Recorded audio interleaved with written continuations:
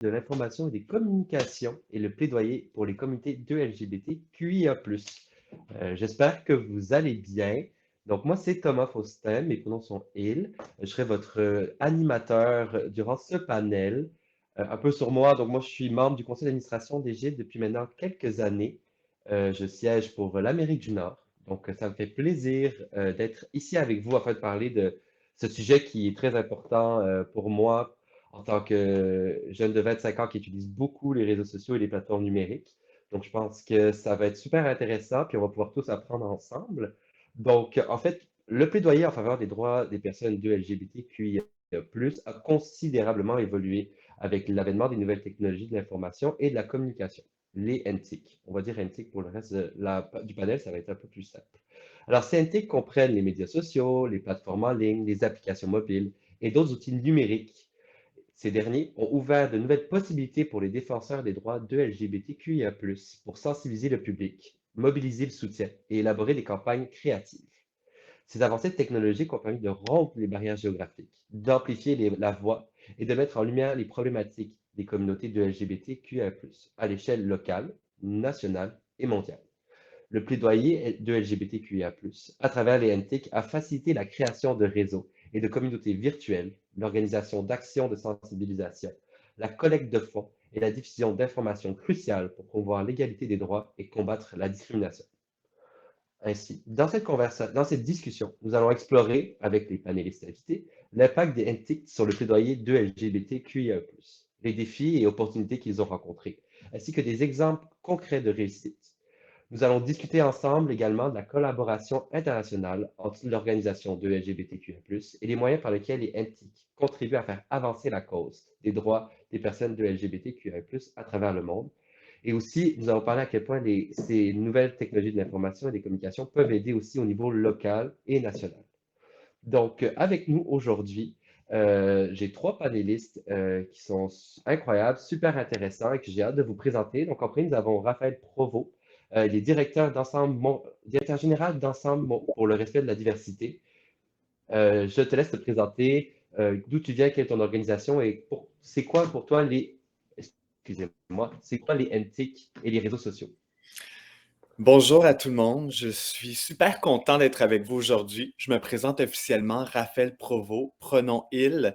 Je suis directeur général d'Ensemble pour le respect de la diversité, un magnifique organisme communautaire québécois qui fait de la sensibilisation auprès des jeunes, autant dans les écoles primaires, donc ça veut dire les jeunes qui ont à partir de 7, 8, 9 ans, jusqu'aux gens qui ont 18 ans. Et chaque année, on rencontre plus de 36 000 jeunes au Québec en offrant des outils pour mieux comprendre ce que c'est la diversité, en donnant des ateliers sur le racisme, les enjeux LGBTQ+, le sexisme.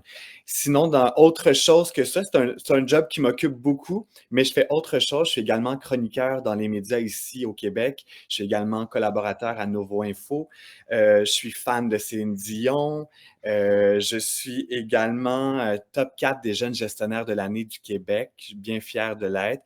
Et qu'est-ce qui peut être très pertinent pour aujourd'hui? Je suis également top 30 des créateurs LinkedIn au Québec. Et pour moi, LinkedIn est une plateforme extraordinaire que je pense qu'on doit encore plus utiliser. Puis je suis bien content que j'ai l'occasion aujourd'hui de pouvoir parler des médias sociaux parce que pour moi, les médias sociaux sont au cœur de mes actions, sont au cœur de ma mission et font énormément de choses pour que mon organisation rayonne plus que jamais. Voilà. Qui n'aime pas Céline Dion? On se pose tous la question, mais merci d'être là, Raphaël. Puis j'ai hâte d'avoir cette belle conversation avec toi.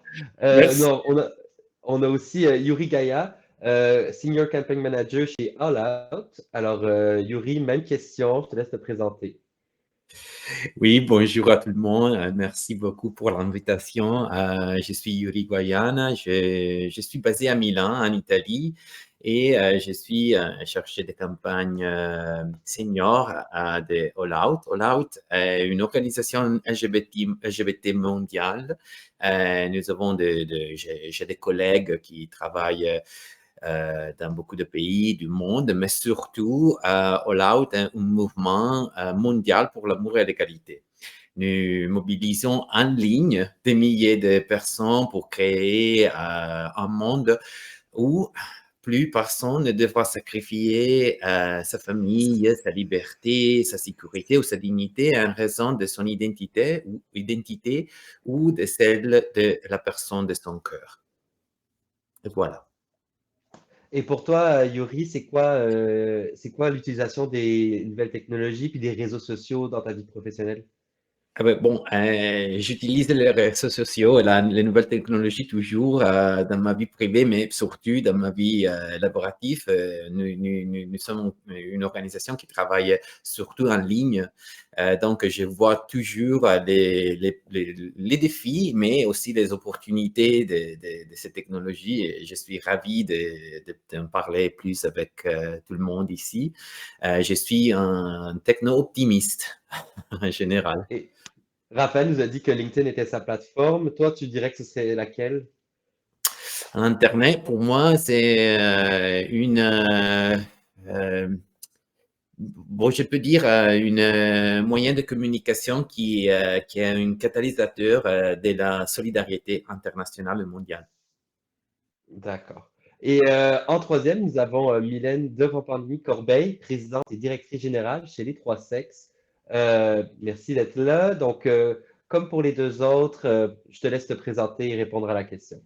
Oui, merci vraiment beaucoup pour l'invitation. Je pense que c'est un sujet qui nous incombe et nous rallie, en fait, comment faire, comment diffuser l'information, comment la rendre accessible, puis comment collaborer ensemble. Sinon, oui, je m'appelle Mylène. Moi, je suis une fan de Céline, mais je suis surtout une fan de K-pop. Ça va me faire plaisir de vous parler de K-pop éventuellement, puis comment la K-pop utilise les nouvelles technologies pour faire la mobilisation. Mais ça, c'est un autre sujet. Sinon, dans la vie de tous les jours, je suis en effet directrice générale, présidente et directrice générale de Les Trois Sexes. Les Trois Sexes, c'est pour sexe, sexualité, sexologie. On est un organisme qui lutte pour la santé sexuelle et les droits sexuels à travers des campagnes de sensibilisation, de l'éducation à la sexualité et de la diffusion des savoirs vulgarisés.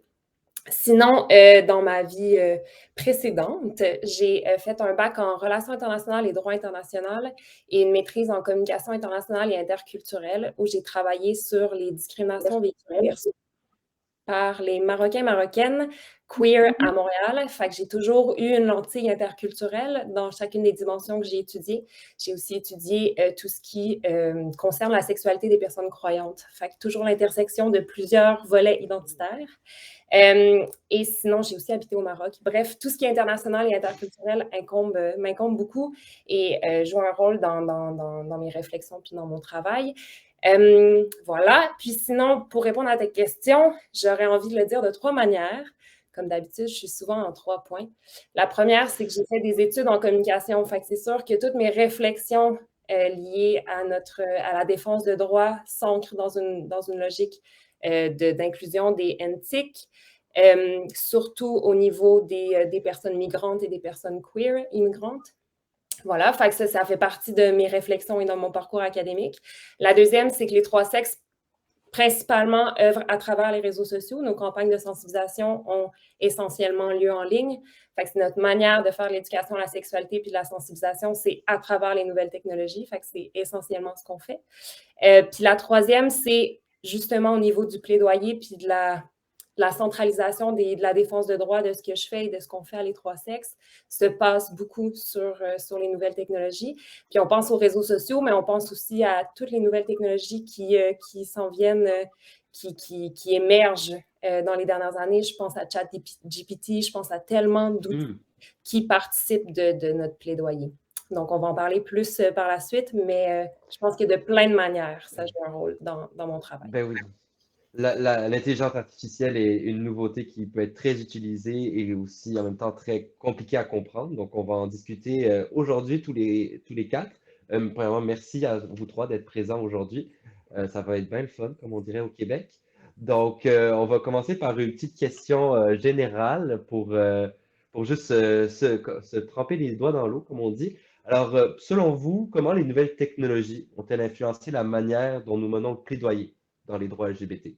Très grosse question d'ouverture, je sais, mais est-ce qu'il y en a un de vous trois qui voudrait se lancer dans cette grande question?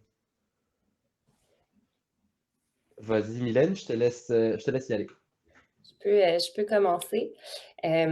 Voilà, fait qu'avec mon esprit très cartésien, j'ai identifié six manières que ça l'a influencé ou que ça continue d'influencer, selon moi.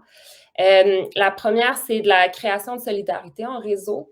C'est une mobilisation en ligne, c'est une coordination des événements. Fait que c'est vraiment de se mobiliser sur les nouvelles, sur les réseaux sociaux en utilisant les technologies. Fait que ça crée des solidarités qui étaient plus difficiles. Je pense qu'ils ont toujours existé des solidarités, mais qui étaient plus difficiles à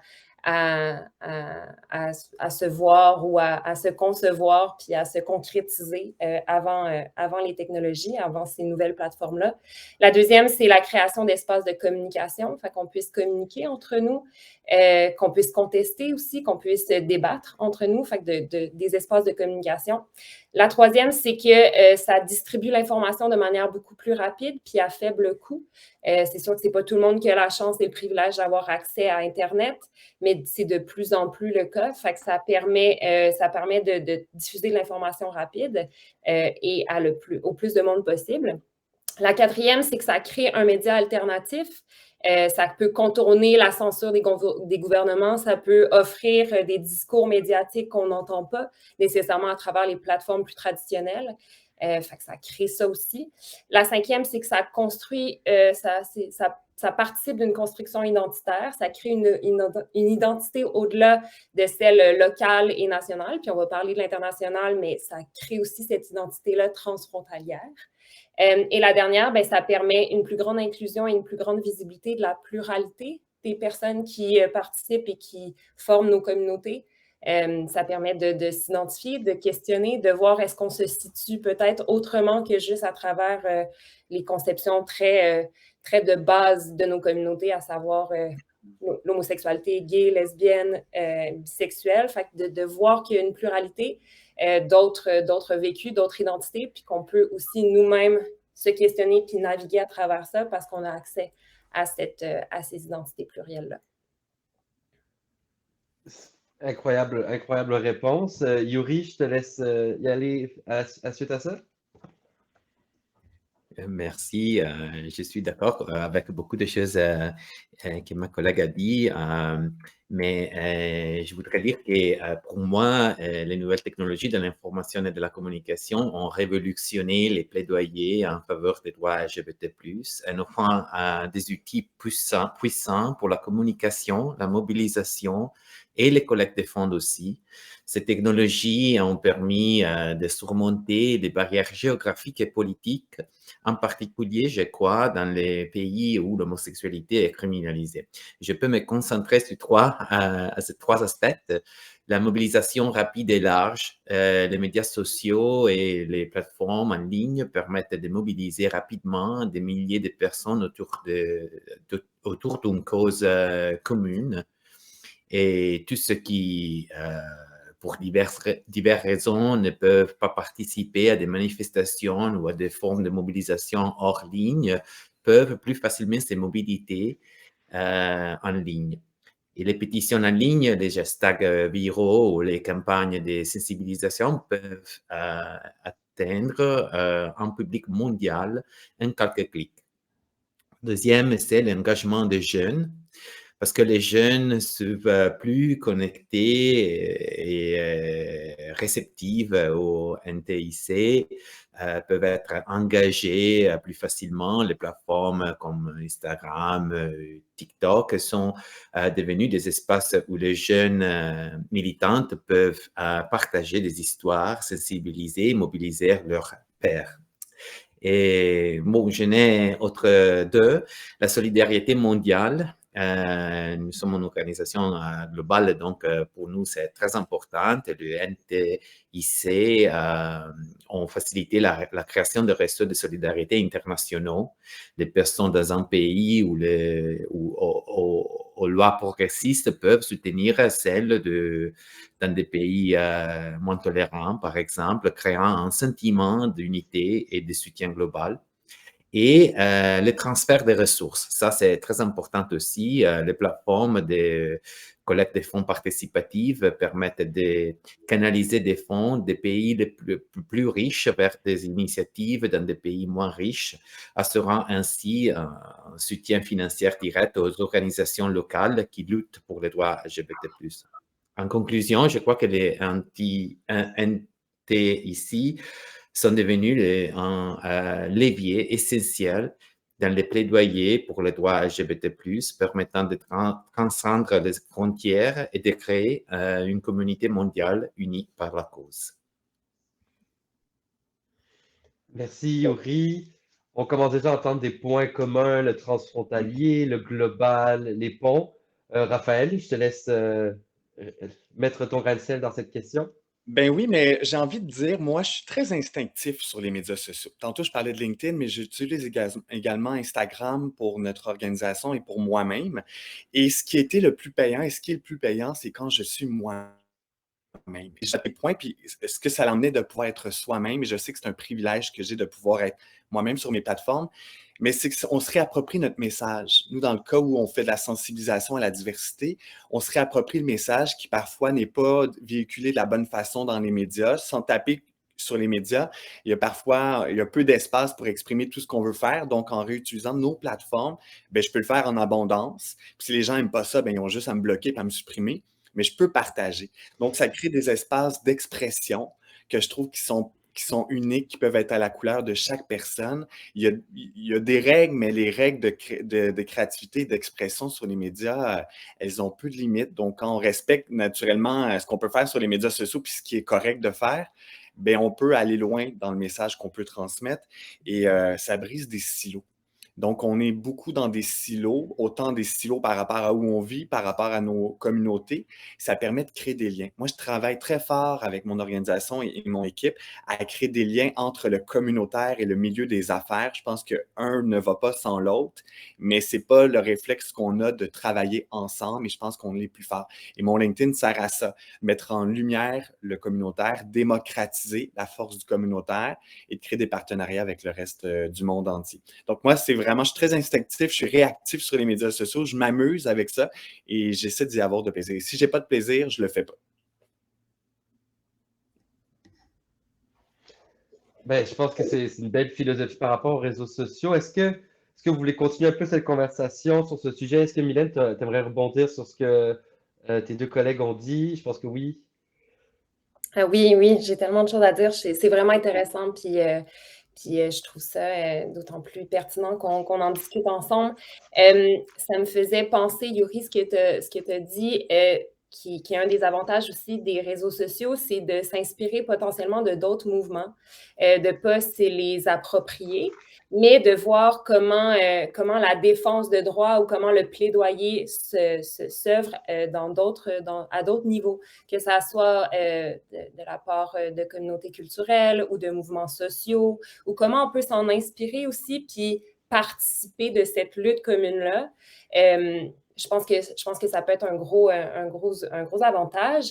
Puis faire de l'éducation populaire autonome, fait que de participer à une éducation populaire large, de faire avancer certains dossiers, de sensibiliser. Évidemment, je prêche pour ma paroisse, mais en éducation à la sexualité au Québec, entre 2005 et 2018, il n'y avait pas d'éducation à la sexualité dans les écoles. C'est de retour depuis 2018, puis de manière un peu floue. Mais pourquoi j'en parle, c'est qu'entre les personnes qui étudiaient, qui étaient à l'école, qui étaient élèves à l'école entre 2005 et 2018, ont très probablement pas eu de contenu en éducation à la sexualité. C'est ces personnes-là aujourd'hui qui enseignent, qui travaillent, qui collaborent avec nous à plein de niveaux professionnels. Fait que ça leur permet, les nouvelles technologies leur permet d'avoir accès à cette information-là, d'avoir de l'éducation à la sexualité qui ne pourrait pas exister autrement parce qu'ils ne sont plus à l'école ou peut-être que leur milieu professionnel leur fournit pas de la formation en ce sens. Fait que ça leur permet d'avoir accès à ces contenus-là. Puis ça c'est un gros plus, je pense, en termes de diffusion des connaissances puis de plaidoyer. Ben, vas-y, Yuri, je te laisse la parole. Oui, brièvement, juste pour dire que je suis d'accord, la potentialité d'émulation les nouvelles technologies ont. C'était, je crois, exemplifié par les printemps arabes.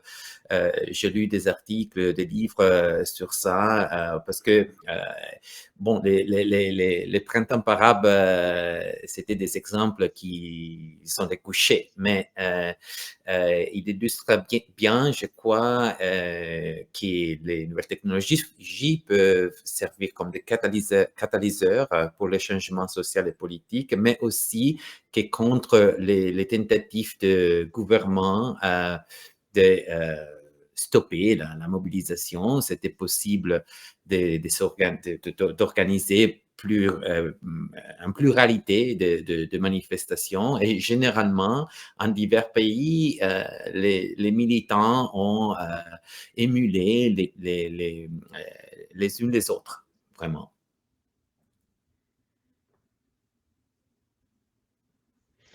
Ben vraiment, puis je pense que ça peut, à part si Raphaël, tu voulais rajouter quelque chose, je pense que ça serait une bonne introduction à notre prochaine thématique qui sont les défis. Raphaël, justement, tu parlais de la créativité au sein des nouvelles technologies de l'information, mais moi, ça m'a fait penser un peu comment est-ce que tout est permis sur les réseaux sociaux? Puis est-ce qu'on peut tout dire et tout faire sur les réseaux sociaux? Puis je pense que ce serait intéressant d'en parler. Puis de qu'est-ce que vous pensez que ces défis-là peuvent. Qu'est-ce que, premièrement, nommer les défis? Puis Mhm. après, on ira dans les solutions, bien évidemment, par la suite. Mais on pourrait commencer déjà par les nommer, puis utiliser des exemples aussi que vous voyez à travers votre vie personnelle ou professionnelle. Donc, je vais laisser Raphaël commencer puisque j'ai utilisé comme exemple.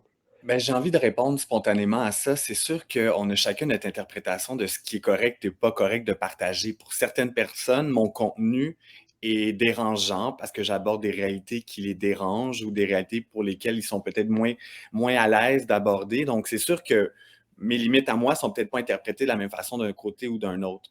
Mais j'essaie toujours d'avoir le discours le plus accessible parce que moi, je sais que je suis valide. Je sais que mes communautés sont valides. Donc, comment on trouve la bonne traduction sur les médias sociaux pour pas non plus mettre du gaz sur un feu? Euh, Exemple très concret, je donne des entrevues dans un média ici qui soulève souvent beaucoup de passion. Donc, quand je donne ces entrevues-là où je vais aborder certaines réalités, je rebondis sur un enjeu LGBTQ+, quelque chose qui est arrivé au Québec, ben après, je reçois des dizaines et des dizaines de messages haineux. Mais je reçois aussi des dizaines de messages de personnes qui disent: vous m'avez aidé à mieux comprendre la réalité. Ça n'aurait pas été un réflexe d'aller écouter ça, ça n'aurait pas été un réflexe d'aller lire sur cette réalité-là. Mais vu qu'on m'a exposé à la vôtre, mais que vous aviez les bons mots pour le faire, bien, ça crée un meilleur dialogue. Donc, c'est de trouver le bon dosage. Ça, c'est un défi, trouver le bon dosage. Un autre défi qui est un peu hors de notre contrôle aussi, les fameux algorithmes. Moi, j'y comprends encore absolument rien, autant sur Instagram, TikTok, LinkedIn, Facebook. Il y a une journée, je publie quelque chose, c'est partagé, aimé par des centaines de personnes.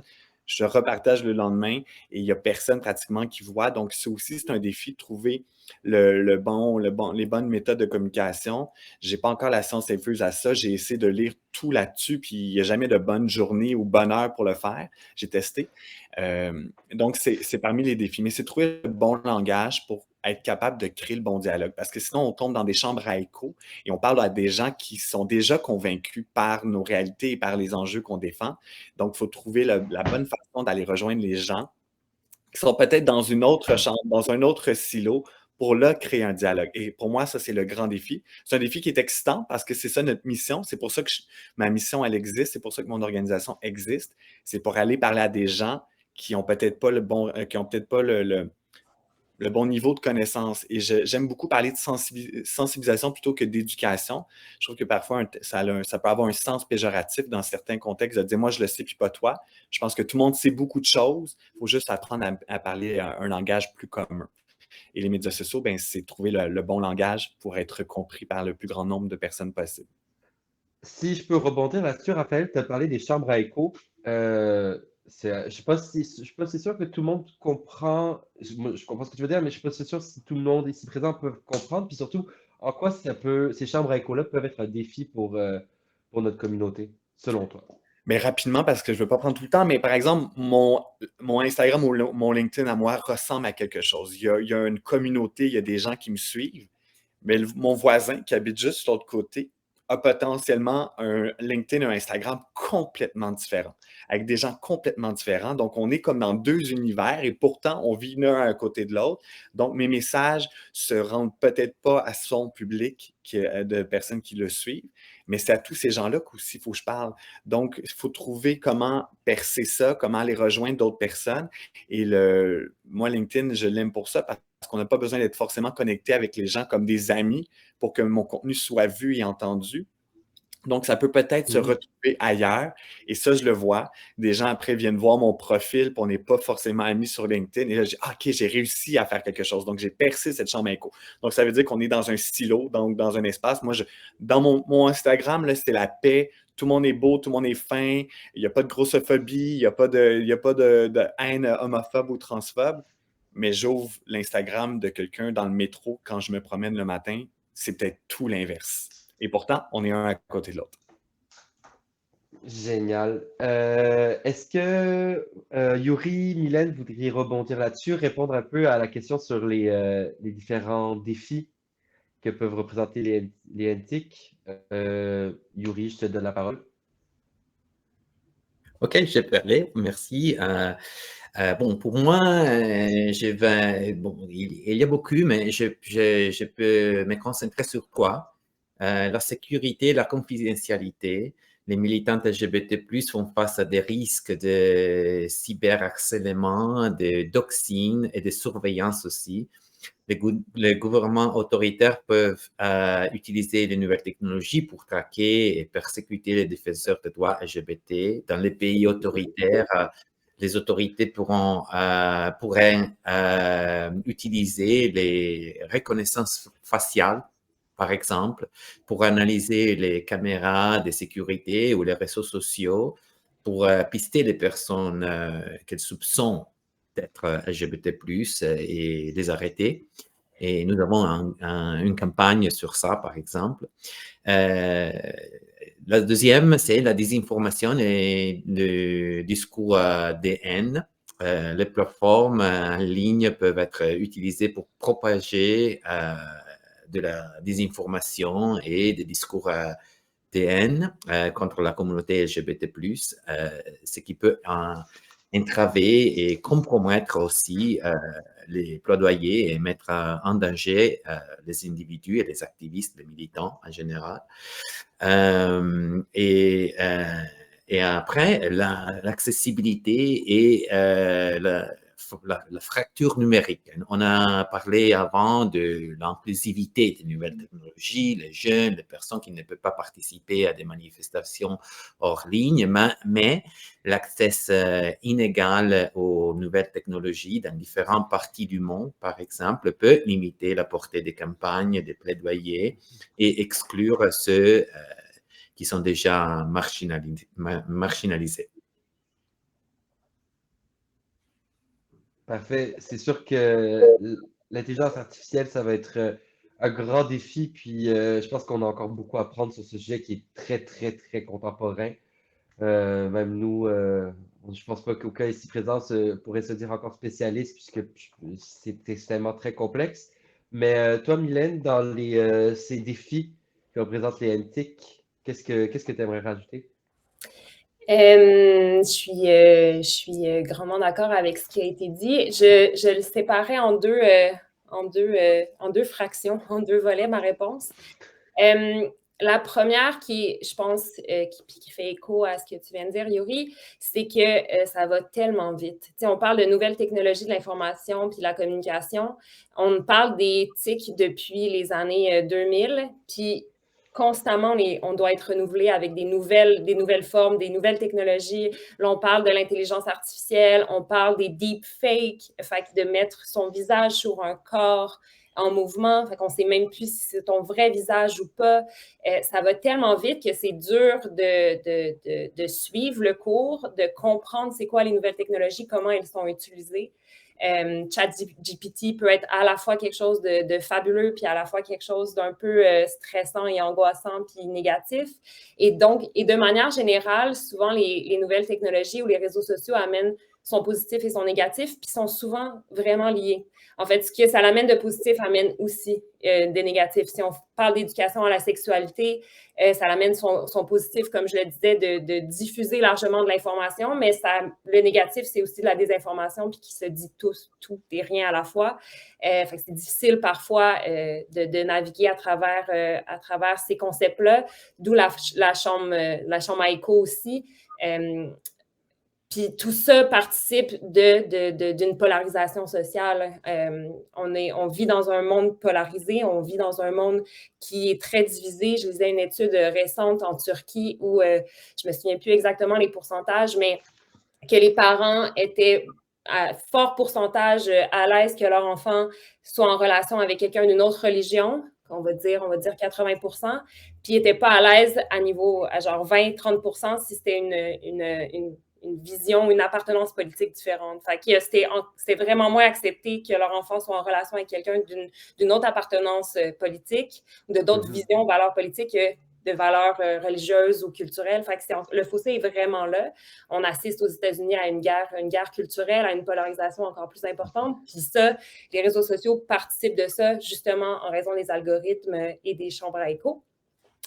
Et le deuxième volet que je voulais intervenir, c'est que je dis souvent, et j'aime rappeler que les réseaux sociaux sont le reflet de la société. Je pense qu'on a un peu tendance à les dissocier. C'est constamment en nous, dans le sens où on a notre téléphone autant qu'on parle à quelqu'un en présentiel, on parle à quelqu'un c'est ça, sur une plateforme de discussion, mais aussi on côtoie quelqu'un. Fait que c'est partie intégrante de notre vie constamment. Puis c'est souvent le reflet de ce qu'on vit en présentiel. Puis le reflet, ben, ça peut se sentir de trois manières. Yuri te parlait de cyberharcèlement, de cyberviolence. C'est des violences qu'on assiste dans la société, mais qui sont amplifiées sur les réseaux sociaux. C'est les mêmes racines, mais sont amplifiées, sont diffusées.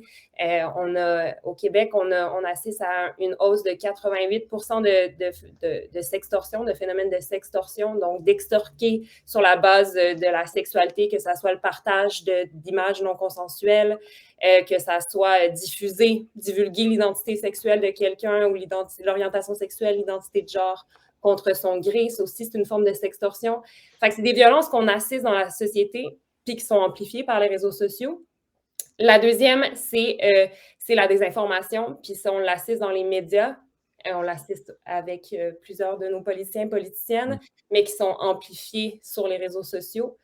Et la troisième, c'est qu'on est de plus en plus dans une culture d'individualité aussi, qui est aussi renforcée par les réseaux sociaux. Fait qu'on est très centré sur notre propre personne. Il y a comme une culture de l'image aussi sur les réseaux sociaux, de ce qu'on présente. On est beaucoup sur la forme et un peu moins le fond par moment. Fait comment, pour faire du pouce sur ce que tu disais, Raphaël, comment faire passer des messages tout en participant à cette individualité-là, parce que c'est ça qu'on voit, cette personnification quand c'est des enjeux globaux. Fait qu'on a vraiment une centralisation de l'image qui est centralisée puis qui est promue dans notre société, mais qui est amplifiée sur les réseaux sociaux aussi. Fait que voilà, c'est souvent les défis, c'est que ces phénomènes-là sont encore plus grands puis encore plus potentiellement radicaux ou polarisants sur les réseaux sociaux, mais c'est des phénomènes qu'on a en société, d'où l'importance de travailler en société puis qu'on ne peut pas les dissocier comme deux mondes complètement séparés. Raph, j'avais l'impression que tu voulais rajouter là-dessus. Ben, ça me fait réfléchir c'est un des défis sur les médias sociaux de dire qui on croit. Est-ce que c'est les gens qui ont beaucoup de followers, de gens suivis? Est-ce que ces gens-là, leur parole vaut mieux qu'une personne qui est suivie par personne et qui a une parole? Comment on fait la distinction aussi dans les messages qui sont réactifs? On le voit souvent, des gens partagent une nouvelle et là, c'est repartager. Les gens pensent que c'est la nouvelle quand il y a toute une désinformation qui se fait avec ce chemin-là. Donc, naviguer à travers ça, ça prend tout un guide et j'ai l'impression que personne n'a ce fameux guide-là de comment on s'y retrouve. Donc, c'est vrai que c'est le danger et à dire qui on écoute, qu'est-ce qui est valide, qu'est-ce qui ne l'est pas. Donc, moi, c'est quelque chose que je vois sur les médias sociaux. Les gens sont très réactifs et ça, comme Mylène l'a dit, c'est un indicateur de comment la société va. On est à fleur de peau, on est réactif, on voit quelque chose passer, on va le repartager. Mais quel message ça peut envoyer. Je le vois dans plein de nouvelles et on le voit dans nos médias traditionnels au Québec. Les médias se pitchent sur une nouvelle, elle est repartagée en grand titre, les gens ne s'arrêtent qu'au grand titre sans lire toute la nuance. Et je trouve que les médias sociaux, parfois, manquent de nuance, justement. Et ça, c'est pour moi le grand défi de trouver cette nuance-là des propos et du dialogue. Yuri, je te laisse rajouter là-dessus.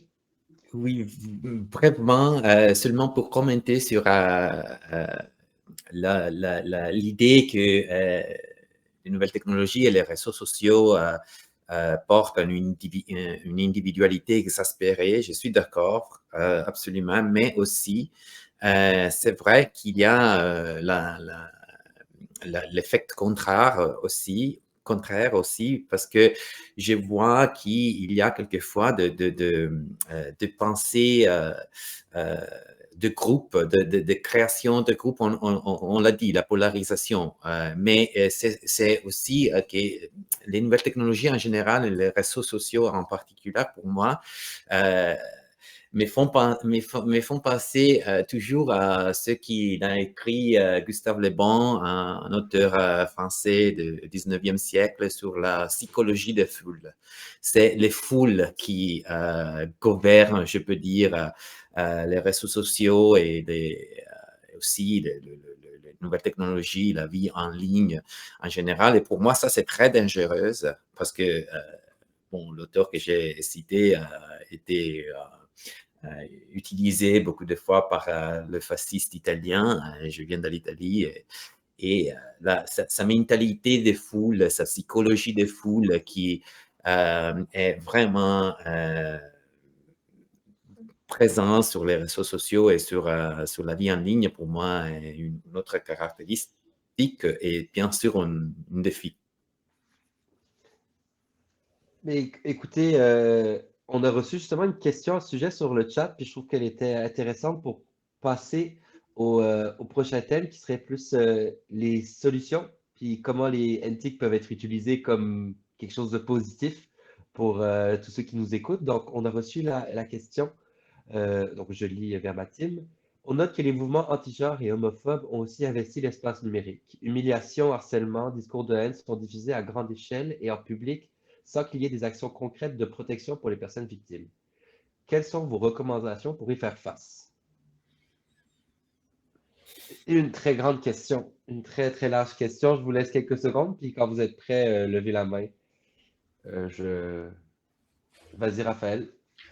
Ben, merci pour cette question-là. Il y a j'espère que les bonnes personnes vont peut-être entendre nos réponses. Je n'ai pas la prétention de dire que j'ai la réponse, mais il faut qu'il y ait des actions qui soient prises. Je parle par exemple par rapport à ici au Québec, à ce que c'est la cyberintimidation. Nous, on milite beaucoup pour ça comme organisation et il y a peu d'actions qui sont prises concrètement à dire qu'est-ce qu'on fait avec des gens qui ont des commentaires homophobes, des gens qui diffusent du contenu qui pourrait l'être. Mais encore là, ce qui est difficile, c'est de faire comprendre aux gens que ce qu'ils font, c'est homophobe. Donc, moi, je le sais, nos communautés le savent, mais les gens qui font faire ça, et même qui sont en position d'autorité, on n'a pas la même limite de tolérance. Et c'est ça qui est difficile à trouver. C'est quand est-ce que ça pue sa place? Quand est-ce que ce n'est pas de la liberté d'expression? Moi, j'entends très malheureusement des jeunes dans des écoles ici d'une 12, 13, 14 ans lever la main. C'est arrivé dans les dernières semaines. À Montréal, donc dans une ville très métropolitaine, très cosmopolite, lever la main et dire « Moi, je suis raciste, moi, je suis homophobe et c'est de la liberté d'expression. » Et ça s'arrête à ça, leurs réflexions et leurs commentaires. Et quand on creuse et renchérit là-dessus, on voit très bien que c'est des phrases qui sont empruntées d'ailleurs. Je ne sais pas d'où, si c'est de la maison ou de la cour d'école ou d'ailleurs, mais j'ai de la difficulté à leur faire comprendre que ce n'est pas de la liberté d'expression d'avoir des termes aussi violents envers d'autres personnes. Mais pour cette personne-là, c'est pas ça sa limite. Donc, c'est difficile pour moi de faire comprendre aux personnes en milieu d'autorité comme les gouvernements, elle est où la ligne? Entre ça, c'est de la cyberintimidation, ça doit être condamné, il doit y avoir des recours, que ce soit judiciaire, mais c'est très difficile. C'est le web, les médias sociaux, c'est la jungle, c'est l'océan, c'est difficile. On peut se recréer des profils, on peut Et ça ne prend pas non plus un doctorat en médias sociaux pour comprendre comment se recréer un mail.com à reprise pour harceler des gens, malheureusement. Je ne donne pas des trucs comme ça. Là. Je ne veux pas que les gens, si vous êtes des harceleurs, que vous ayez pris le truc, mais je pense que Je pense pas qu'il y ait beaucoup d'harceleurs qui nous écoutent en ce moment, malgré que je serais très heureux qu'ils nous écoutent. Ce serait on est une dans une super belle bonne chambre. chose. Voilà. Mais est-ce que tu as parlé justement de rejoindre les gouvernements? Est-ce que tu penses que les NTIC peuvent être utilisés pour rejoindre les gouvernements puis se faire ce lien qui peut des fois être plus difficile pour certaines organisations locales de faire d'obtenir ce lien-là avec les gouvernements?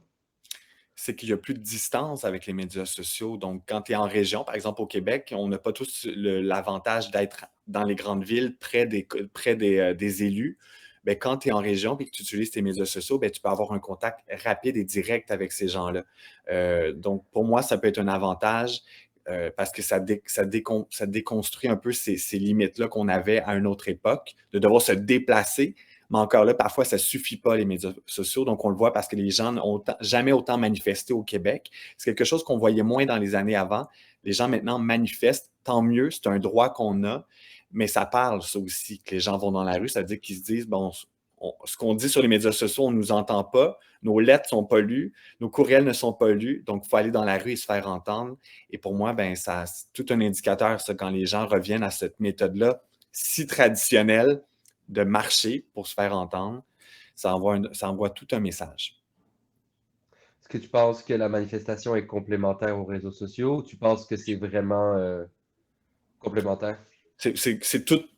Un ne va pas sans l'autre. Tout ensemble, pour moi, ça a une meilleure force de frappe. Il faut juste que tout soit bien arrimé. Et ça, c'est encore là le travail aussi d'arrimer toutes ces initiatives-là, d'arrimer nos discours. C'est pas facile non plus s'entendre à travers les communautés sur nos propres enjeux à mettre de l'avant. Et c'est pas notre faute, c'est qu'on a peu d'opportunités. Et quand on en a, bien souvent, on a 4 minutes pour tout défendre ou pour tout expliquer, où on a une fois dans l'année le fameux 17 mai, où c'est la Journée internationale contre l'homophobie. C'est souvent la seule journée que là, tout le monde se met à nous appeler, ils veulent tous nous voir. Puis les 364 autres jours de l'année, on n'en a plus de problème, selon beaucoup de gens. Donc voilà, je ne veux pas prendre plus de place, mais j'ai plus des réflexions que des solutions à ça. Ben non, mais c'est parfait. Puis tu viens de parler justement du queerwashing, l'utilisation de la communauté LGBT plus par les compagnies. Puis on pourrait avoir une conversation de plusieurs heures sur ce concept-là. Mais je vais laisser nos deux autres collègues rebondir sur la question des recommandations pour faire face à la mauvaise utilisation des NTIC. Qu'est-ce que vous en pensez, vous? Puis quelle solution vous proposez avec les NTIC sur cette solution-là? Mylène, je te laisse y aller. Oui, juste avant de répondre à la question, pour faire du pouce sur est-ce que c'est des moyens de mobilisation qui sont nécessaires puis qui se côtoient et qui s'alimentent, de faire des manifestations puis des réseaux sociaux, vraiment. Je pense que c'est bien de partager des stories, c'est bien de partager des discours, mais il faut qu'il y ait des actions aussi concrètes et claires, puis que ça soit visible, que ça se diffuse pas, parce qu'un des défis des réseaux sociaux, c'est la multiplication des plateformes, puis qu'il y en a tellement, puis qu'il y a tellement d'informations que ça se dilue, renforcé par ces chambres à écho-là. Fait que je pense que ça sera toujours tout aussi important de garder des moyens de mobilisation en vrai, comme des manifestations pour que ça soit visible, ça soit audible, puis que ça soit dans l'espace public et pas juste dans l'espace numérique, même si je sais que j'ai dit que l'espace public participait de l'espace numérique puis qu'on était toujours un peu entre les deux. Peut-être deux choses qui me sont venues en tête. La première, c'est que le défi des nouvelles technologies ou des réseaux sociaux, ou surtout des nouvelles technologies, c'est que ça va tellement vite que le système juridique ou les lois ne sont pas capables de keep up, d'aller au même rythme. Puis c'est pour répondre à la question directement, où c'est ça qui est difficile parce que je ne sais pas où vous vous situez, c'est quoi votre système juridique. Mais si je prends l'exemple de la sextorsion, il y a un vide, c'est très difficile de faire condamner ou de faire porter des cas de sextorsion parce qu'il y a un vide juridique. Est-ce qu'on l'envisage au niveau juridique comme de l'extorsion ou des violences à caractère sexuel ou de l'harcèlement? Fait qu'il y a comme des phénomènes en ligne qui sont un peu dans des loopholes juridiques. Puis quand tu es dans un système de common law basé sur des décisions juridiques précédentes, sur des précédents, mais s'il n'y a pas eu de précédent en termes de technologie ou sur les réseaux sociaux, mais c'est difficile de savoir sur quoi s'appuyer. Puis ça, je parle de ça parce que les cyberviolences ou le harcèlement ou qu'est-ce qui se dit, ça crée ce défi-là. Renforcé par le fait que, à nouveau, c'est une force puis un défi, l'anonymat que peut procurer les réseaux sociaux. Fait que ça peut être une force parce que ça te permet de poser des questions, de naviguer, de questionner, d'appartenir dans une communauté que tu ne le sais pas encore, puis que tu ne veux pas justement coming out, puis tu ne veux pas nécessairement te divulguer, mais d'avoir l'information. L'anonymat, ben, c'est tout, ça peut amener aussi le négatif de tout ce qui est les trolls, etc. Puis ça, à mon sens, ça prend racine dans une réalité aussi sociale au-delà du numérique qui est on a tendance et on va de plus en plus à focusser justement beaucoup sur la forme et le fond. Fait qu'il faut que tu dises les bons pronoms, il faut que tu saches les bons termes, il faut que tu sois au courant de toutes ces choses-là. Puis il y a peut-être des personnes qui n'osent pas le dire dans l'espace public par peur de plein de choses, mais vont utiliser les réseaux sociaux sous le couvert de l'anonymat pour faire passer ces messages-là, qui sont d'autant plus violents parce que ne sont pas dits au quotidien. Fait que ce processus-là crée encore plus de violence envers les communautés de SLGBTQ+, parce que je pense que à nouveau, la violence est amplifiée. Moi, je le sens autour de moi, puis dans notre travail à l'Étroit Sexe, qu'on essaye justement d'éduquer, puis Raphaël le fait aussi avec Ensemble pour le respect de la diversité. Il faut continuer à sensibiliser puis à éduquer aussi autrement qu'à travers les réseaux sociaux, parce que sinon, ben, on va tomber justement dans une trop grande importance portée à la forme et non au fond. Puis il y a un fond derrière. Tu ne peux pas dire « Ah, il faut que tu acceptes mon identité non-binaire » si la personne qui m'a expliqué c'est quoi la non-binarité. Fait qu'il faut faire ça aussi, puis dans un rythme effréné, puis que les nouvelles technologies vont tellement vite, c'est dur à s'y retrouver. Je suis allée un peu partout, puis je ne donne pas plus de temps de solutions, mais ultimement, je pense que la solution, c'est vraiment la sensibilisation, c'est vraiment l'éducation, c'est d'aller à leur rencontre, d'essayer de sortir de ces silos-là, de diffuser, de valider l'information qu'on diffuse, puis de collaborer. Puis vraiment, vraiment de collaboration. Puis je pense qu'on va y arriver aussi éventuellement, mais de collaborer entre les organismes, de collaborer avec le système judiciaire aussi, de les accompagner pour qu'il y ait des changements ou du moins lutter pour des changements, de collaborer entre nous pour faire entendre cette voix-là puis participer à cette sensibilisation-là sociale. Oui, tu t'avances dans mes prochains thèmes, mais comme vous disait Raphaël, c'est vraiment la sensibilisation. Je pense que c'est la clé. Yuri, est-ce que tu voulais rajouter quelque chose sur la question qu'on a eue? Oui, absolument. Merci pour la question. Je crois que c'est très important. Et je pourrais dire deux choses. Un sur l'harcèlement en ligne. Bien sûr, je crois que nous avons une responsabilité pour gérer les espaces en ligne que nous avons, gérer activement les commentaires sur les réseaux sociaux, par exemple, pour maintenir un espace de dialogue positif, mais aussi tous les espaces en ligne que nous gérons doivent être gérés activement pour garantir un espace sûr pour tous et toutes.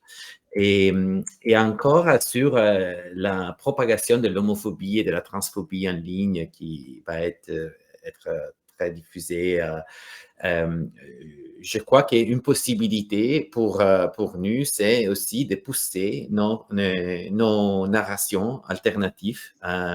Et je peux vous donner un exemple encore de l'Italie, c'est parce que en 2019, je crois, en 2019, le Congrès mondial des familles a tenu sa réunion générale, l'Assemblée générale en Italie, et avec le soutien du gouvernement italien. Et donc, nous avons lancé une campagne surtout pour faire connaître à les pays entiers ce que les panélistes de l'Assemblée disaient dans d'autres contextes. Et après, on a aussi décidé de lancer une pétition. Nous faisons des pétitions en ligne pour demander à les gouvernements italiens de retirer les soutiens. Et nous sommes réussis à faire ça parce que le choc de ce que ces personnes ont dit en général en Italie a créé un mouvement alternatif des scandales, et le gouvernement a été pressé à retirer les soutiens. Mais ce que je voulais dire surtout, c'est l'interaction entre la mobilisation en ligne et hors ligne, comme Raphaël a dit, parce que je crois que, par exemple, dans ces côtés-là, dans les journées de Congrès mondial, nous avons, dans les journées avant le Congrès mondial des familles, nous avons lancé une collecte de fonds pour financer des projections sur dans la ville où le congrès a été organisé, avec nos messages, le message d'amour et d'égalité. Le message c'était que c'est l'amour qui forme une famille. Et grâce à les donneurs, à les collectes de fonds participatifs, nous avons illuminé la ville de Vérone. C'était la ville du Congrès mondial des familles, avec ces messages, et c'était partagé avec des photos sur les réseaux sociaux, sur les médias en général. Donc, comme Raphaël a dit, je crois que l'interaction entre la mobilisation en ligne et la mobilisation hors ligne peut aussi créer des opportunités pour donner plus visibilité à nos narrations positives pour l'amour et l'égalité. Ben, merci Yuri. Puis ton exemple m'amène justement à la prochaine question que j'allais vous poser.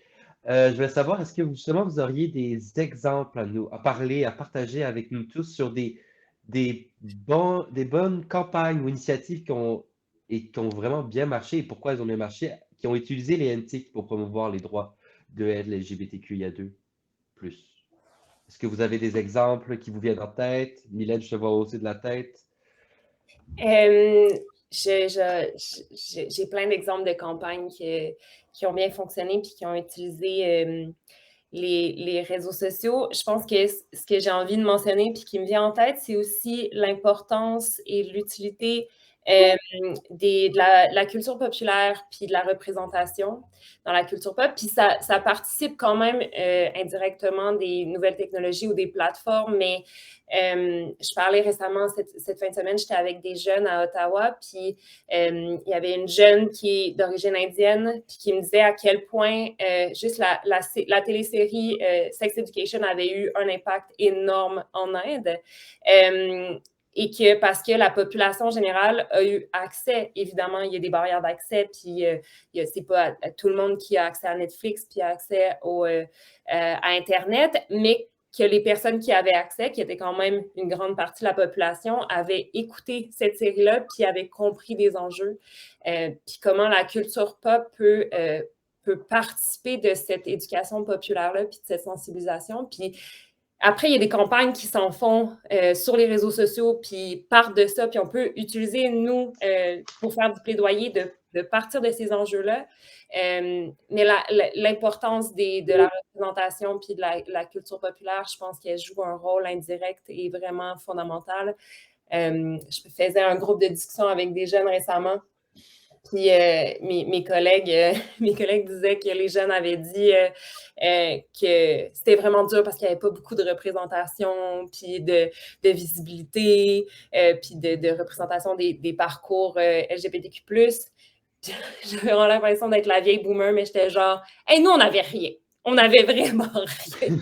Genre, vous avez Heartstopper, vous avez Sex Education, vous avez tellement genre des belles choses, puis il en faut plus, puis tant mieux, ça fait quelque chose de fou. Mais nous, on allait chercher dans des vieilles telenovelas un peu obscures qu'on streamait pour essayer d'avoir un minimum de représentation. C'est pas du tout la comparaison, puis c'est probablement ancré dans plein de jalousie que je reconnais. Et ça s'ancre aussi dans à quel point c'est beau, puis que c'est important, puis que c'est nécessaire, puis que je pense que c'est aussi utiliser les nouvelles technologies. Puis après, nous, notre rôle, quand on fait du plaidoyer, ben, c'est d'utiliser aussi ces langages populaires-là, puis cette culture populaire-là pour faire entendre des messages. Puis, on a vraiment une chance inouïe aujourd'hui. Puis, moi, je me rappelle, j'écoutais des séries anglaises. Puis, c'était vraiment à l'avance. J'ai oublié comment ça s'appelait. Je pense que c'était Skids, où il y avait un personnage homosexuel. Puis, j'étais là, waouh, incroyable. Puis, des séries comme, si je peux me permettre un petit point d'information, des séries comme Sex Education ont permis d'avoir des super belles conversations avec mes parents qui l'ont écouté eux aussi, puis qui a parti plein de sujets. C'est quoi être asexuel. Puis aussi même, ce qui était intéressant, c'est la mère qui a un enfant, donc parler aussi du rôle du post-mortem, puis pas post-mortem, mon Dieu, de la dépression après l'accouchement, puis de justement parler de ça avec ma mère. Donc c'est des séries qui amènent aussi beaucoup de discussions, je pense, au sein des familles, puis des groupes, puis c'est super bien fait. Donc, ouais, vraiment, ton point, je le salue. Puis Raph, je te laisse sauter Mais là-dessus. j'ai la même envie que Mylène par rapport à les jeunes générations aujourd'hui qui ont accès à une représentation que nous, on n'avait pas, ou qui étaient souvent même, les gens qui jouaient des rôles n'étaient même pas des gens des communautés, par exemple, dans les séries télé ou dans les films. Donc, ils ont accès à une diversité qui est très humanisée et très naturalisée aussi dans le décor. Donc, c'est plus un coming out à chaque fois qu'il y a un personnage LGBTQ+, au même titre que sur nos médias sociaux. Donc, à chaque fois qu'on voit maintenant une personnalité ou une personne LGBTQ+, il y a une approche complètement différente où elle est comme tout le reste du monde et se présente comme personne avec toute sa complexité et ne pas juste avec son étiquette qui est son orientation ou son identité de genre. Et ça, moi, je suis très envieux de ça parce qu'à une époque, il fallait systématiquement toujours faire des coming out. S'exposer sur les médias sociaux, ça en était en faire aussi. Aujourd'hui, moi, j'ai la chance sur mes médias sociaux. À chaque fois, je suis pas comme, je suis Raphaël Provost, je suis un homme gay de 30 ans. Donc, non, je me présente comme je le suis. Donc, il y a cette envie-là. Mais ce qui est magnifique avec ça, mais ça a aussi son tranchant, c'est qu'on a une génération qui a accès à une diversité que d'autres générations n'ont pas eu. Et c'est comment dialoguer tout le monde ensemble sans invalider cette diversité-là. Donc, les gens maintenant sont comme, c'est une mode parce qu'il y en a trop, il n'y en a pas assez. Et moi, c'est pour ça que je milite beaucoup à ce qu'on sensibilise toutes les générations. Donc, il faut y avoir des organisations à différents niveaux qui se font de la sensibilisation, pas qu'avec les jeunes, parce que les jeunes vivent avec des adultes qui ont 30, 40, 50, 60 ans et qui sont là encore longtemps. Et ces gens-là doivent aussi être sensibilisés parce que sinon, ça va créer un décalage entre une génération qui va avoir accès à une grande diversité comme une génération qui a accès à une technologie beaucoup plus facilement que d'autres. On le voit que ça crée des décalages en milieu d'emploi et tout. Il ne faut pas que ça devienne ça, ce fossé-là générationnel. Je trouve que c'est souvent le défi avec les médias sociaux, encore là, d'être dans des chambres à écho, donc d'avoir une génération qui ont accès à une diversité très facilement sur TikTok. C'est incroyable la diversité sexuelle et de genre qu'il y a sur TikTok. Ben, les générations, par exemple, de mes parents qui n'ont pas TikTok, qui sont encore sur Facebook, qui n'ont peut-être pas encore accès à cette diversité-là. Comment on fait comprendre à ces générations-là qu'elle est valide, cette diversité-là, qu'elle n'est pas nouvelle, elle a juste un peu plus de lumière, enfin. Puis je dis un peu plus parce que la lumière est inégale, puis c'est pas les ampoules les plus fortes. Mais donc, comment on trouve cet équilibre-là? Pour moi, ça me soulève ce défi-là aussi de générationnel. Mais on parle beaucoup d'inter, là, j'ai l'impression, dans cette conversation intersectionnelle, intergénérationnelle, internationale. Oui. Je pense que c'est vraiment un des points qui revient beaucoup, puis je l'amènerai plus tard, mais je pense que c'est beau. Puis est-ce que vous auriez une autre, parce que là on est parti sur sex education, éducation sexuelle en français, si je pense. Mais est-ce que Raphaël, tu aurais toi aussi peut-être un exemple d'une bonne campagne qui a été utilisée, que tu as vu dernièrement, puis tu as dit, hey, wow, ça c'était vraiment fort. Ben, j'ai envie de saluer des gens de la Fondation Émergence qui, chaque année, se renouvellent pour faire passer des messages. Cette année, ils ont fait une campagne où, justement, ils jouaient sur la question des peurs qui sont peut-être irrationnelles, pour faire le lien entre ce que ça peut parfois être très irrationnel, l'homophobie, la transphobie. Donc, de jouer avec ça, puis au Québec, ça fait parler parce que c'est un organisme qui est connu, qui est reconnu depuis longtemps, justement, pour ces campagnes de sensibilisation-là. Mais j'ai envie même de dire, tu sais, pour prendre un exemple concret comme mon organisation, moi, je le vois, l'impact, dès qu'on fait des messages avec des visages, dès qu'on voit mes équipes sur nos médias sociaux, on a beaucoup plus de demandes d'ateliers dans les jours qui suivent. Donc, quand les écoles, les milieux professionnels voient les gens qui vont offrir ces services-là, ils font Ah, OK, on comprend, il y a des humains derrière ça et tout. Et ça, je trouve ça beau que malgré le fait qu'on parle beaucoup d'univers numérique, d'intelligence artificielle, que l'humain est encore très payant et très gagnant dans des campagnes. Et les mots, c'est une chose, mais de voir des gens, d'entendre des histoires, de voir des histoires à succès.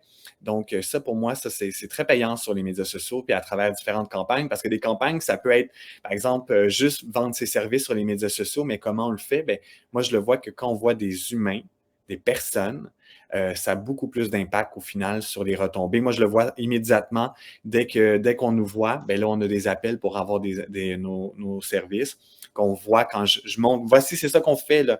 Parce que j'ai beau l'expliquer, si on ne le voit pas, on dirait que certaines personnes ne comprennent pas. Donc, de le voir, pour moi, ça peut être très payant.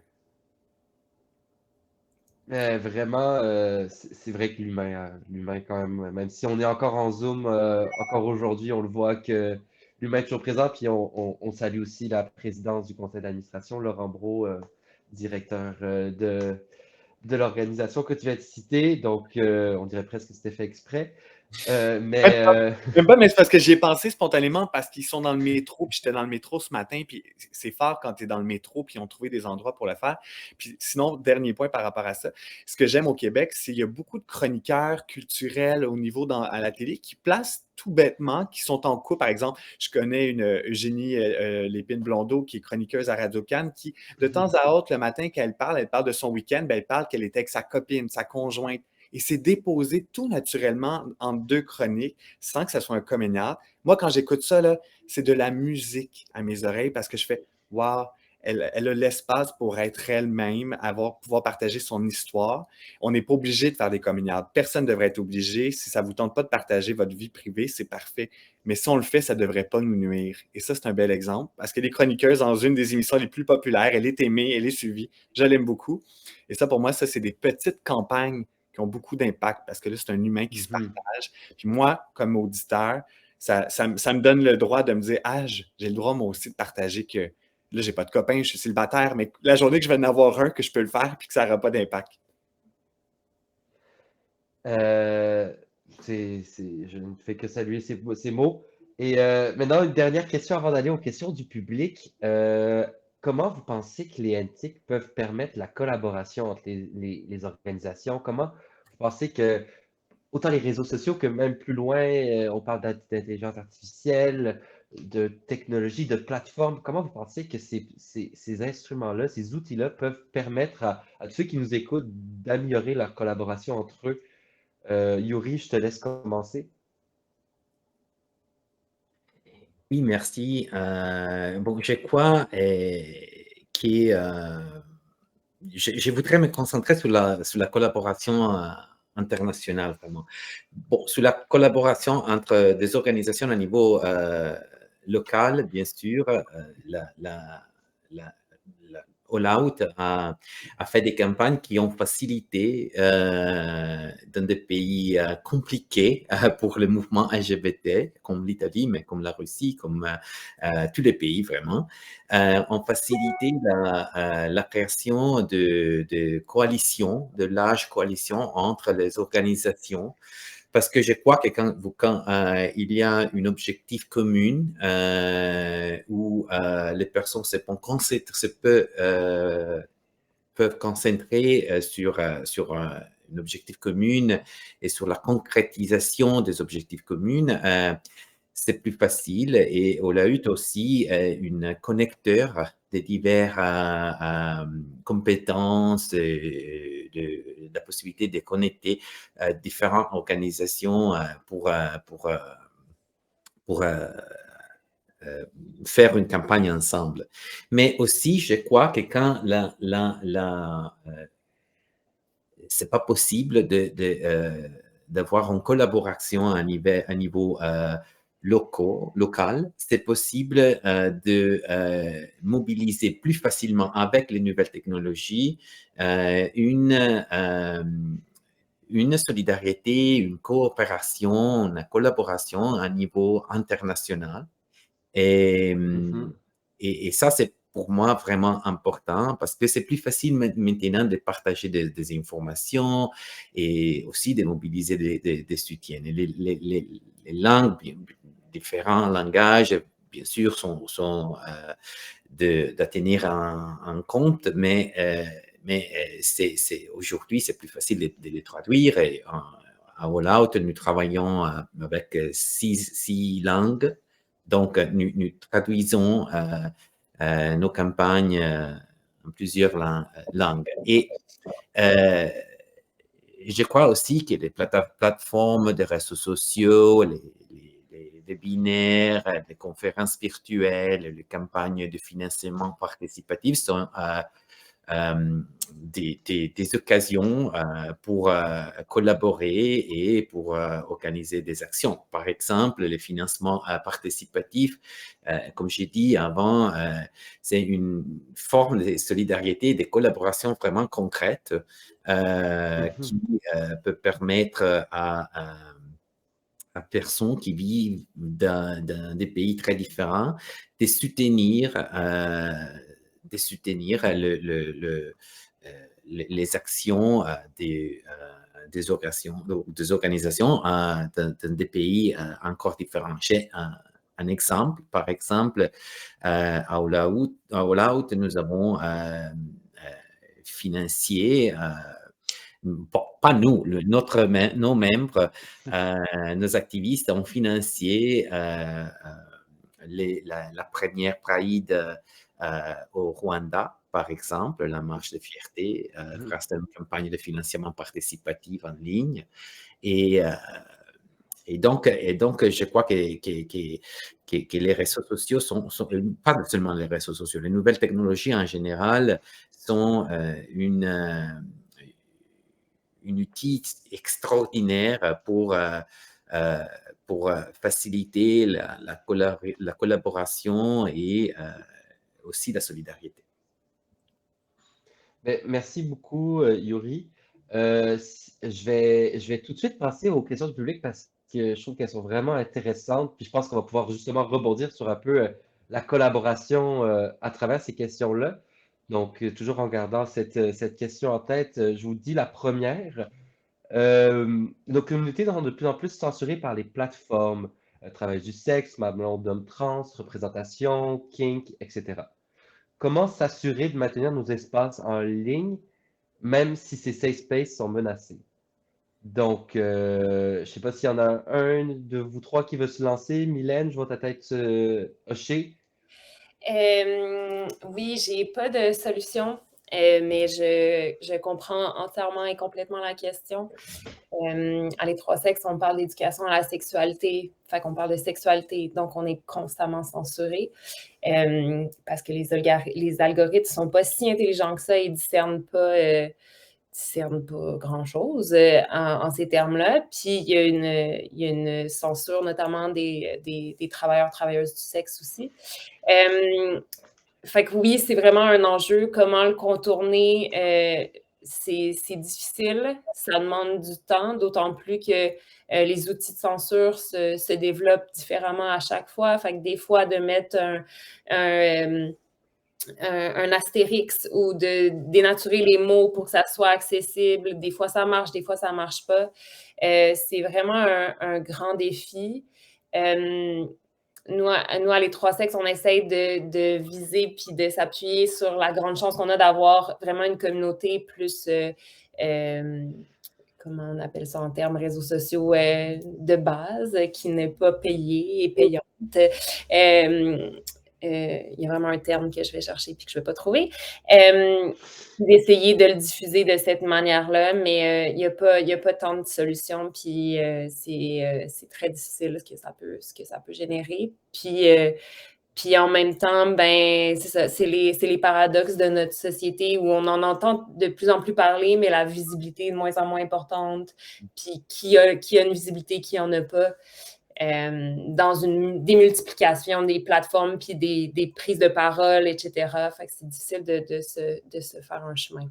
J'ai pas de solution du tout. Mais si vous en avez, ça me fait plaisir que vous les partagez. J'ai l'impression qu'il faut être des experts de la gymnastique numérique actuellement pour faire du partage. On le voit ici au Québec, au Canada, on ne peut plus partager de nouvelles sur nos médias sociaux. Il n'y a que LinkedIn encore qui nous le permet. Donc, ça devient même complexe de partager un segment d'entrevue, un balado qui pourrait être éclairant où il y a eu des échanges.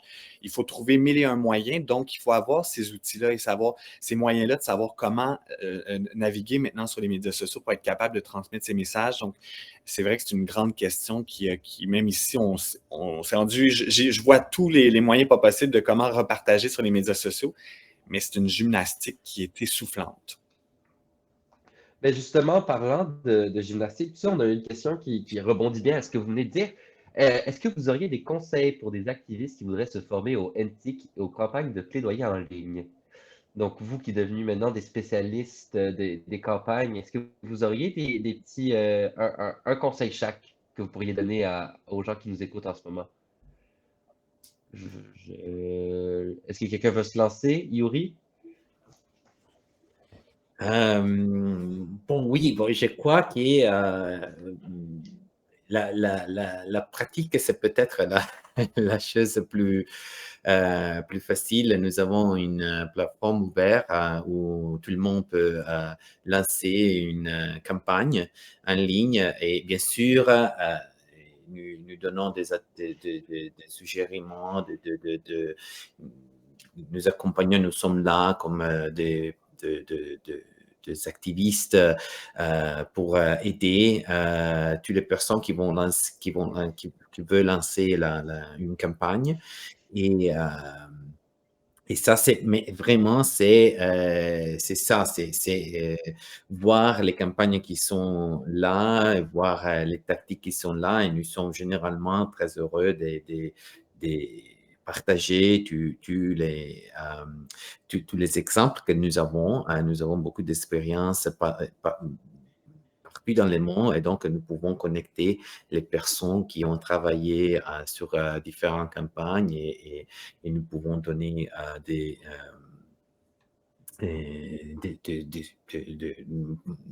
suggestions pour faire les campagnes. Nous avons un petit guide aussi sur le site pour donner des informations sur comment écrire une pétition, sur comment contacter le média, sur comment écrire un petit post sur les réseaux sociaux, comme donner une interview aussi, et comme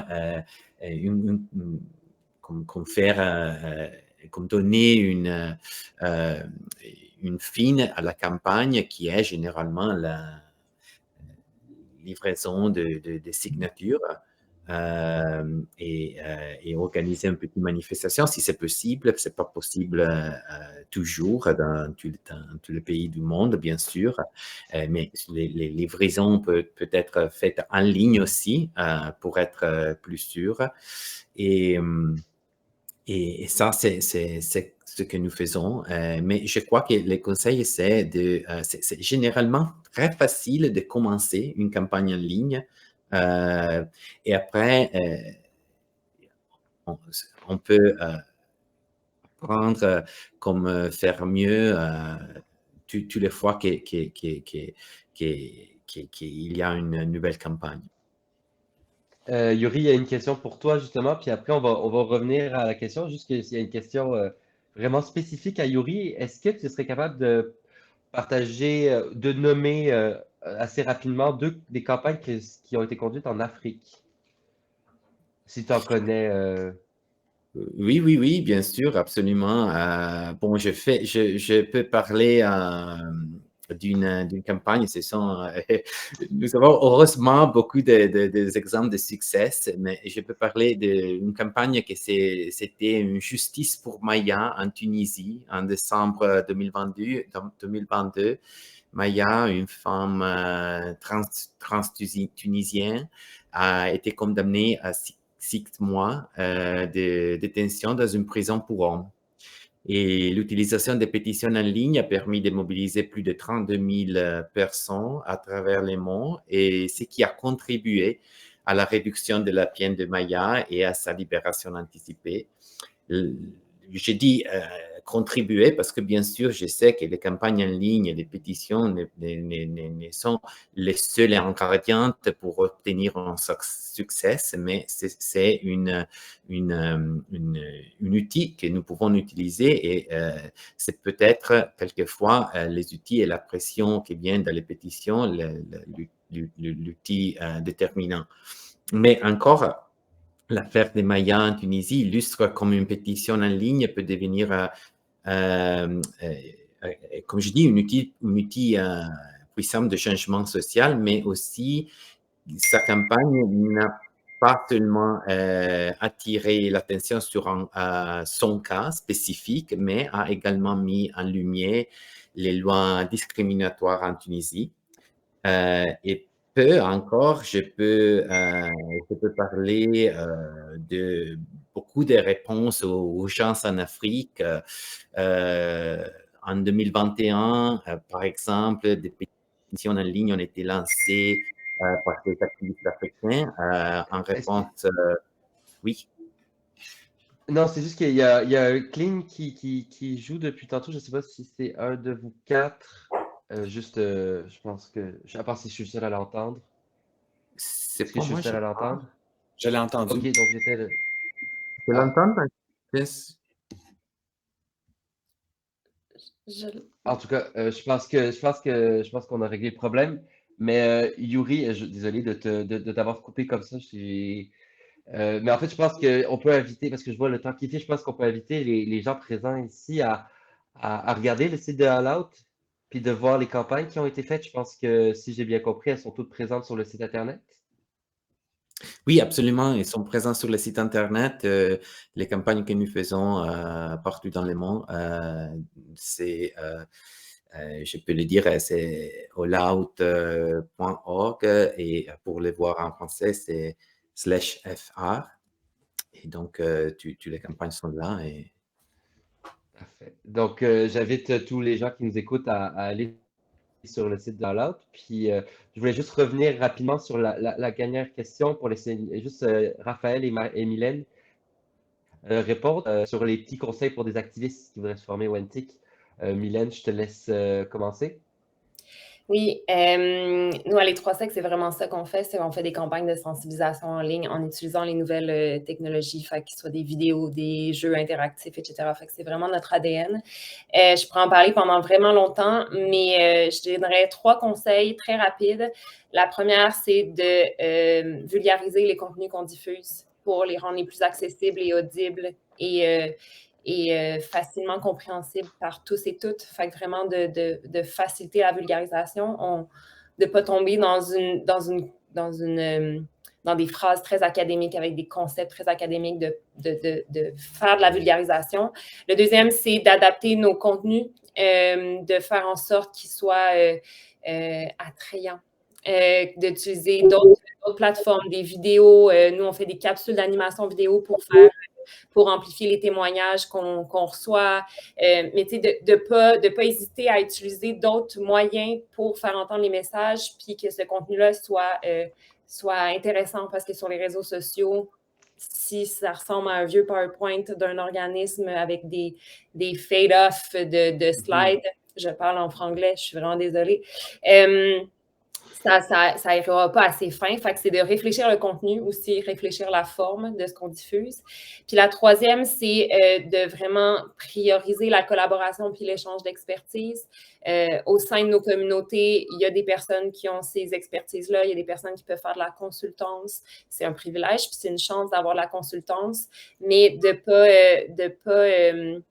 pas hésiter à aller chercher ces personnes-là, à collaborer avec d'autres organismes, à partager des outils pour que ces plateformes-là, cette visée-là, puis cette sensibilisation-là soit encore plus importante, puis de plus grande visibilité. Fait que vulgarisation, adapter ses contenus, puis collaborer, puis échanger les expertises. Parfait, merci. Et toi, Raphaël, un conseil? Rapidement, suivez des gens qui vous inspirent. Soyez vrai dans vos communications. Essayez pas d'imiter personne. On veut pas suivre des gens qui se ressemblent. On veut suivre des gens qui nous inspirent, nous aussi. Donc, soyez inspirants. Puis pour être inspirant, il faut être accessible dans son discours, dans le choix des mots, comme Mylène l'a bien dit. Parce que tout se dit, il faut juste trouver la bonne façon de la faire comprendre. Donc, mais provoquez les occasions. Écrivez à des gens qui vous inspirent.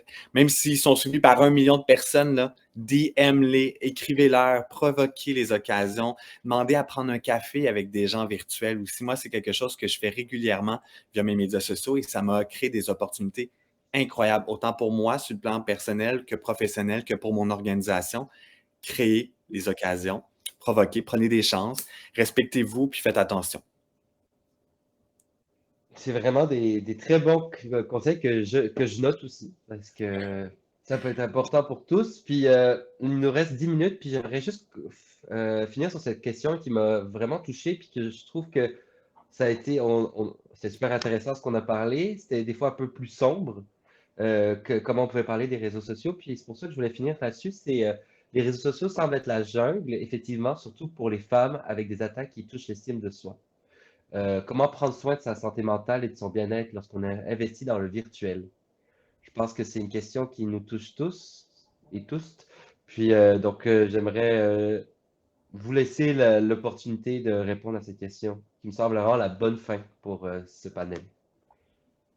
Allez-y, Mylène, tu peux commencer. Je peux commencer. De plein de manières. Je pense que la première chose, c'est quand même se rappeler qu'au-delà, pourquoi on a ironiquement autant de violence, c'est parce qu'on est autant visible, puis qu'on est là pour rester, puis que nos voix sont là, puis seront entendues, puis qu'il ne faut pas désespérer. Il faut s'accrocher aussi à des discours qui sont empowering, puis qui sont positifs, puis je pense qu'on a besoin de ça.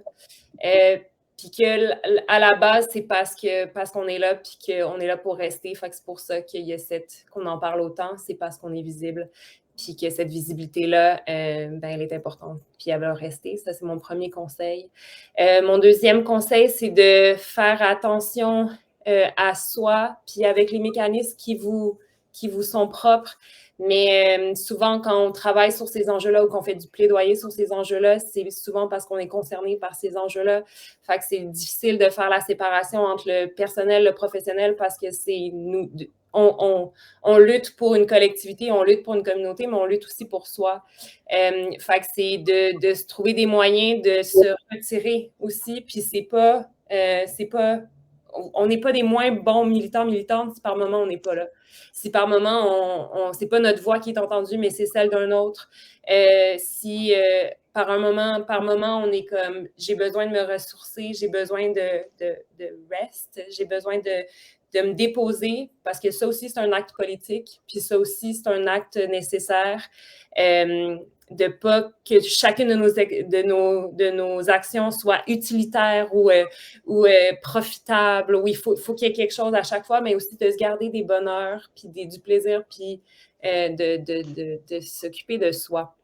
Parce que sinon, on ne sera pas plus utile en burn-out, puis on ne sera pas plus utile à rien faire si on arrive à ce point-là. Fait que de pas être, de travailler, parce que c'est là beaucoup dans nos communautés puis dans nos organismes, mais de travailler à enlever la culpabilité qu'on peut ressentir, de ne pas être là assez, de ne pas en faire assez, de ne pas être là à chaque fois.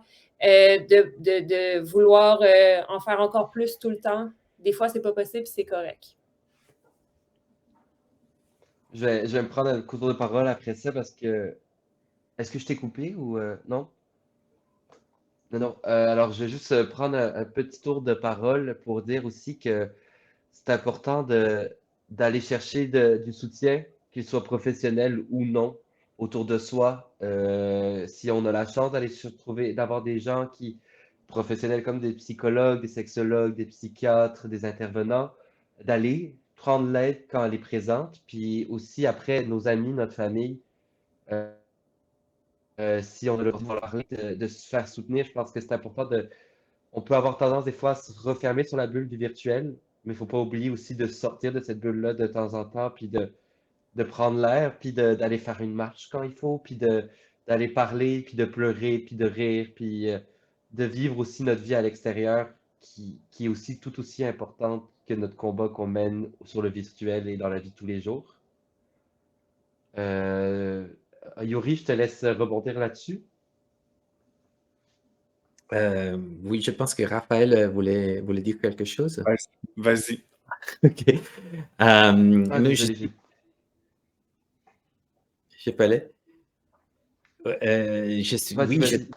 je suis d'accord. Je crois que c'est important de se prendre soin de soi. Et je suis vraiment d'accord que c'est important de chercher d'avoir une journée balancée entre le travail, la vie sociale. Et c'est pas facile du fois parce que euh, comme Mylène a dit, quand nous travaillons sur ce sujet ici, c'est beaucoup de fois personnel aussi, que c'est la vie personnelle aussi.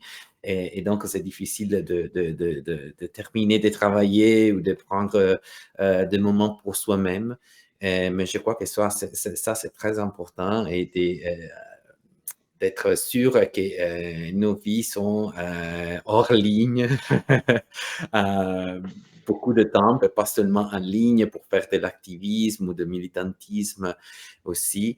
Et je suis absolument d'accord sur l'importance, si c'est possible, pour chacun et chacune euh, d'aller, de parler avec des professionnistes, des psychologues, parce que ça, c'est pour moi, personnellement, c'est une chose absolument importante et c'est important pour le travail aussi et pas seulement pour ma vie personnelle. Ben, merci beaucoup, Yuri. Raphaël, toi, Déconnecté. comment tu fais pour bien prendre soin de sa santé mentale? Ben, je suis cordonnier mal chaussé, donc écoutez ce que je dis, mais pas ce que je fais. Mais c'est important de déconnecter des médias sociaux le plus qu'on peut. Et une chose sur laquelle moi j'ai travaillé aussi dans les derniers mois, avec justement de l'accompagnement externe, à gérer mes attentes sur les médias sociaux, à ne rien s'attendre finalement. Quand on dépose quelque chose, quand on envoie une information, on crée une publication, de ne pas se valoriser par la quantité de likes, de repartages. Croyez-moi, ça a un impact même s'il n'y a pas de retour numérique. Les gens vous lisent, les gens vous entendent, les gens vous voient, les gens réfléchissent. Et c'est souvent ces gens-là qui ne vont pas commenter forcément. Je suis le premier, moi, à voir plein de choses passer, que ça me fait réagir, ça me fait réfléchir. Je trouve des gens super inspirants et je ne like pas tout et je commande pas tout. Donc, de gérer ses attentes au retour sur les médias sociaux. Moi, ça a fait toute une différence quand je me suis mis à comprendre je dépose des choses, je fais mon téléphone, ça mûrit, ça fait des petits, comme on dit en bon québécois, ça fait réfléchir des gens, mais c'est pas la quantité du nombre de likes qui compte. C'est comment nous on sent, comment le bien que ça nous a fait de déposer quelque chose. Puis après, ben, ça fait son bout de chemin dans l'univers numérique. Donc, ça, pour moi, c'est important. Puis ça joue beaucoup sur la santé mentale quand on fait cette déconnexion-là de j'ai pas un retour immédiat. Comment ça n'a pas de bon sens? Je vais effacer ma publication. Laissez votre publication. Laissez-la. Elle va atteindre quelqu'un, c'est sûr. Ben, je pense que c'est vraiment la meilleure question pour finir ce panel sur le plaidoyer puis les nouvelles technologies de l'information, de la communication. On a parlé de plein de beaux sujets. Je pense que On a vraiment fait un bon tour d'horizon du rôle des NTIC dans le plaidoyer. Puis j'aimerais vous remercier, Raphaël, Mylène, Yuri, pour votre présence aujourd'hui, pour cette belle discussion. Je suis sûr que ça en a aidé plus qu'un, puis ça va peut-être en pousser plus qu'un qui nous a écoutés à se lancer dans le fabuleux monde des nouvelles technologies de l'information. Puis écoutez, en mot de la fin, juste merci. Puis au plaisir de vous revoir sous peu. Puis au plaisir d'entendre parler de vous sur LinkedIn, Instagram, TikTok, YouTube, Facebook et toutes ces nouvelles plateformes qui vont bientôt se lancer dans notre magnifique monde virtuel. Donc merci beaucoup à vous. Merci vraiment. Merci d'avoir été là. Merci de participer à la discussion. Merci pour vos questions. Merci Thomas pour l'animation. Merci Raphaël et Yuri. C'est vraiment privilégié. Merci à tout le monde. Bienveillance, bienveillance, bienveillance.